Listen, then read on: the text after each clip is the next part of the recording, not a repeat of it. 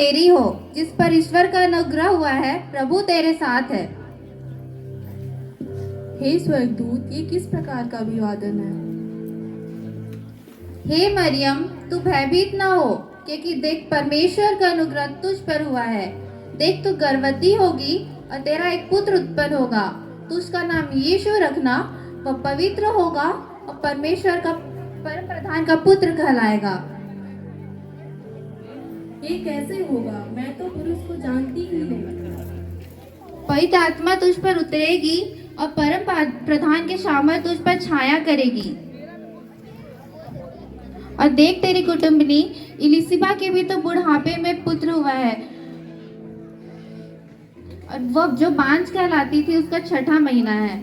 जो परमेश्वर की ओर से वचन होता है वह कभी प्रभाव रहित नहीं होता।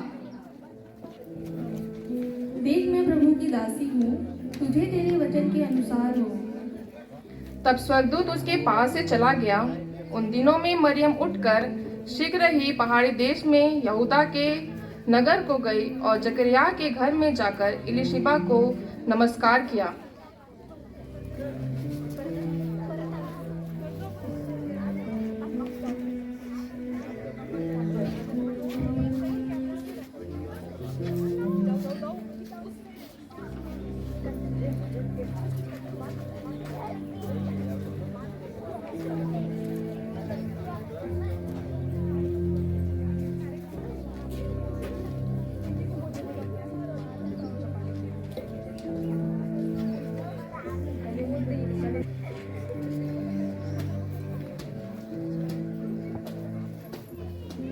ज्यों ही इलिशिबा ने मरियम का नमस्कार सुना, त्यों ही बच्चा उसके पेट में उछला और इलिशिबा पवित्र आत्मा से परिपूर्ण हो गई।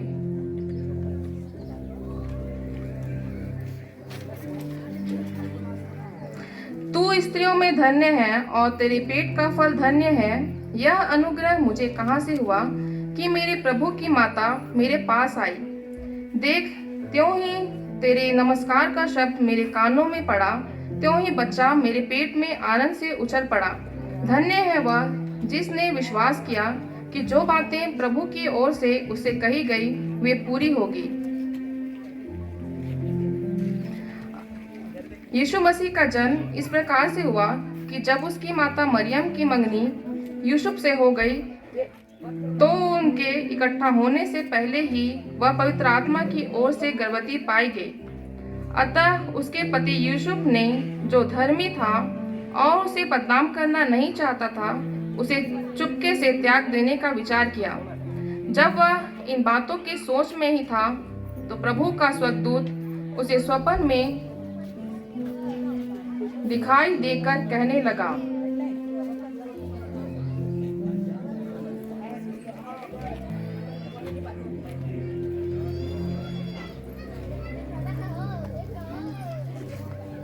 हे यूसुफ, तू अपनी पत्नी मरियम को अपने यहाँ ले आने से मत डर, क्योंकि जो उसके गर्भ में है वो पवित्र आत्मा की ओर से है। वह एक पुत्र जनेगी, तो उसका नाम यीशु रखना, क्योंकि वह अपने लोगों का उनके पापों से उद्धार करेगा। यह सब इसलिए हुआ कि जो वचन प्रभु ने भविष्यवक्ता के द्वारा कहा था वह पूरा हो। देखो, एक कुंवारी गर्भवती होगी और एक पुत्र जनेगी और उसका नाम इम्मानुएल रखा जाएगा, जिसका अर्थ है परमेश्वर हमारे साथ है।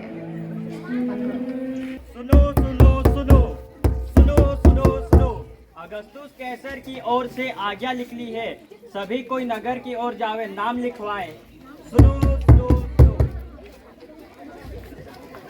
उन दिनों में अगस्तुस कैसर की ओर से आज्ञा निकली कि सारे जगत के लोगों के नाम लिखे जाएं। यह पहली नाम लिखाई उस समय हुई जब क्विरिनियुस सीरिया का हाकिम था। सब लोग नाम लिखवाने के लिए अपने अपने नगर को गए।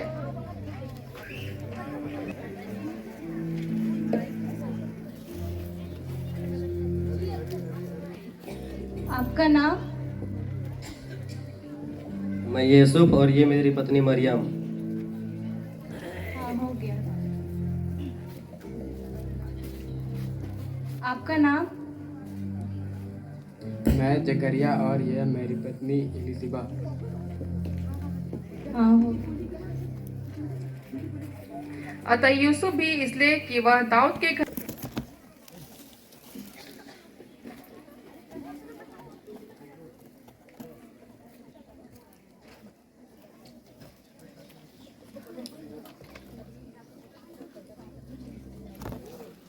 हाँ बोलिए। आपके सराय में थोड़ी सी जगह मिल सकती है रहने के लिए? नहीं, हमारे यहाँ सराय में तो कोई जगह नहीं है, आगे देख लीजिए।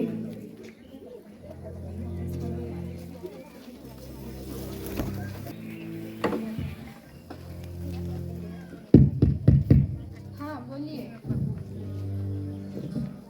आपके सराय में मिल सकती है थोड़ी सी जगह रहने के लिए? हमारे सराय में तो कोई रहने के लिए जगह नहीं है, पर हमारे गौशाला खाली है, आप वहाँ चाहें तो रह सकते हैं। हाँ, रह लेंगे।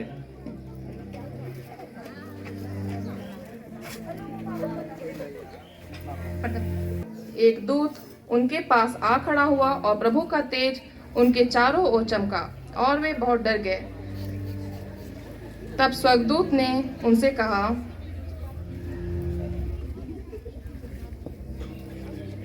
मत डरो, क्योंकि देखो मैं तुम्हें बड़े आनंद का सुसमाचार सुनाता हूँ जो सब लोगों के लिए होगा, कि आज दाऊद के नगर में तुम्हारे लिए एक उद्धारकर्ता जन्मा है और यही मसीह प्रभु है।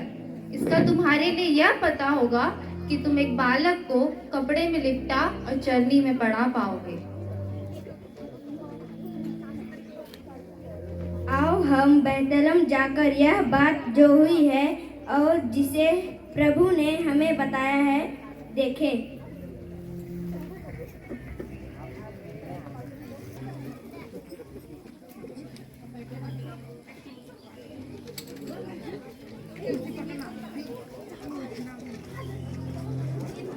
कई ज्योतिषी यरूशलेम में आकर पूछने लगे,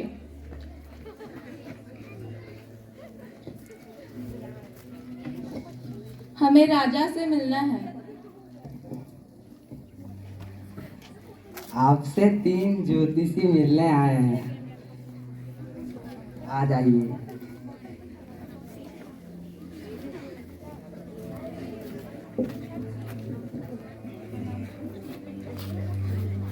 यहूदियों का राजा जिसका जन्म हुआ है कहाँ है? क्योंकि पूर्व में हमने उसका तारा देखा है और उसे प्रणाम करने को आए हैं।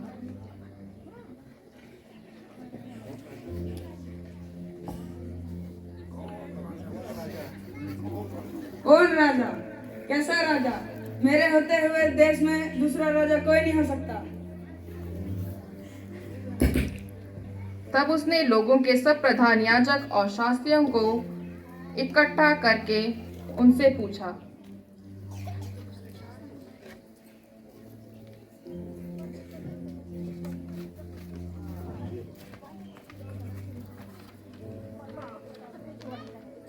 यहूदिया के बैतलहम में, क्योंकि भविष्यवक्ता के द्वारा यूं लिखा गया है, हे बैतलहम, तू जो यहूदा के प्रदेश में है, तू किसी भी रीति से यहूदा के अधिकारियों में सबसे छोटा नहीं, क्योंकि तुझ में से एक अधिपति निकलेगा जो मेरी प्रजा इस्राएल की रखवाली करेगा।